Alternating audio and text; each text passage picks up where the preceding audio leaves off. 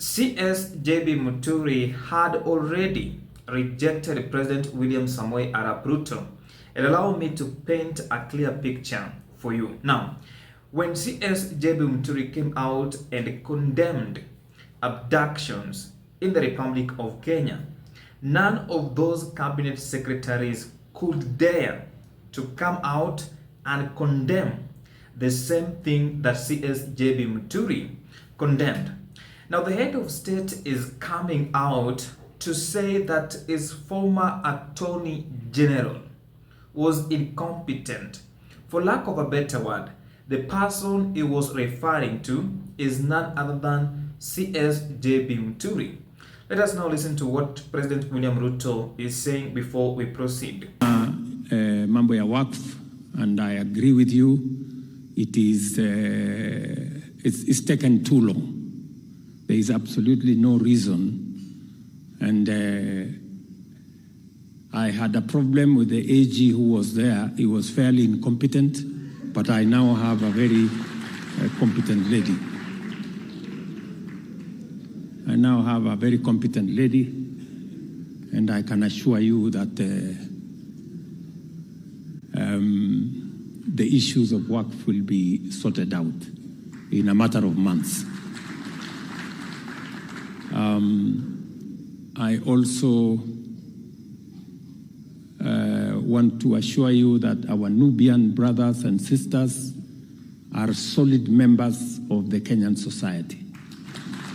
And therefore, they are going to be mainstreamed as a Kenyan community, either by Madaraka or by Jamhuri. So at least this year, we will conclude the exercise of them being mainstreamed as part of the Kenyan society, because indeed they have made huge contributions to the development of our nation and to the progress of Kenya. So finally, ladies and gentlemen, I want to assure you of my support in every aspect that you need my support. And as we build this nation, I also want to assure you that this nation can carry all of us. We want to thank God what He has done to us. Our economy is doing well. The weather is responding well. We are making good progress with all the assignments that we have. And in the middle of many difficulties that are global and different other aspects, we are making progress as a nation. Continue to pray for Kenya and continue to pray for us. In case this is your first time on the Sport Check YouTube channel, kindly support us by subscribing and turning on the notifications bell. The first thing we have to understand from President William Ruto's statement that is referring to CSJB Muturi, there's nothing that we can say that is far from the truth. But I want us to listen to what CSJB Muturi said before the head of state declared that he was incompetent. To appear before, it's almost a judicial thing, judicial body, and explain the issues around that matter which is being inquired into. In this case, like I'm saying, the issue of abductions and the extrajudicial killings. And if that were to happen, I am very sure the country will get to know in greater detail what has not been stated so far. And that because there's opportunity for people to be asked questions, cross-examined, those who have recorded statements to be cross-examined on those statements, the veracity of those statements, and others who have information one way or the other to appear before that commission and explain things. I'm sure it will bring to a close all these issues that have been affecting many Kenyans. I've never seen anybody who I mentioned in my statement denying or even recording a statement that challenging the veracity of what I've stated. And that's why I think a commission of inquiry would be the best thing because then we'll be able to test who is telling the truth and who is not. Yeah, I'm involved in those things usually, and unfortunately for me, and I'm not beginning, I don't just follow the president. Even when Uhuru was president, it was never my practice or habit to follow him wherever he went, because as a president, he has a schedule of work. I also have a schedule of work when I was a speaker and even now. So unless it's something that touches the ministry that I'm in, I have no business trooping around to follow the president. No. I think on that one, I've always said I don't want to make any comment. I want Kenyans to make what they may, make their own inferences. Is it good for the country? It's said to bring unity. If that is so, Kenyans are at liberty to make judgments.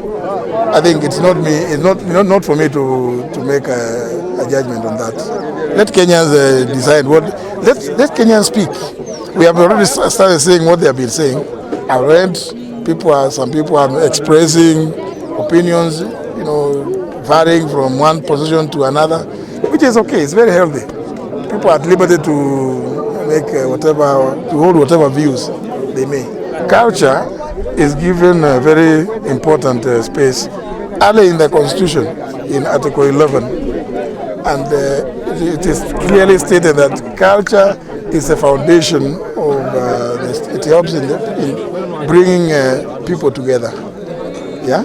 So the fact that you have a different culture from another person does not make for enmity.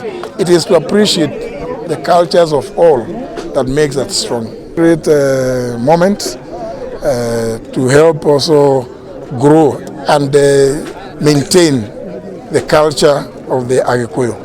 It's a very, very important occasion. I really salute the elders who came together with this idea. Let's not mix it with this. This was a cultural event, but people are at liberty to unite, come together. It is good for the country. Now that is the reality, and I want to point out 3 things that CSJB Muturi should do, because his days are numbered in President William Ruto's administration. The first thing he should do is to resign. There is no point of earning salary, and you know very well that you are in a wrong vehicle. There is nowhere you are headed if you are still in President William Ruto's political vehicle. That is the reality on the ground, and indicators show that is on his way out. That is the reality on the ground. The second thing he should do, sit and wait for his impeachment, because I know those who are close to the head of state, his political associates, are busy gathering information, just like what they did with the former deputy president of the Republic of Kenya. They impeached him, and I don't think if CSJB Muturi will be happy to be impeached, because I believe he has got political ambitions in Embu County in 2027. Then lastly, maybe he can wait for President William Ruto to fire him. That is what I can say, because if he has refused to resign, those people are not coming to impeach him. The only thing that can happen to him is that the head of state can wake up in the morning and fire him. That is just my opinion. In case you have any counter opinion, feel free to share in the comment section. Bye for now. I will see you in the next video. But before I go, remember to register as a voter, demonetize politics, and vote for a policy. Bye for now.